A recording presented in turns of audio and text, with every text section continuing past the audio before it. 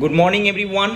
Toppers group শিক্ষাশ্রম কল্যাণী এবং মালদাতে কিছু টিচার হায়ার করতে চলেছে।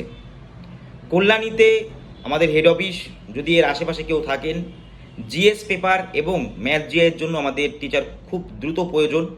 আমার সাথে কন্ট্যাক্ট করতে পারেন এবং কিছু কন্টেন্ট রাইটারও আমাদের দরকার।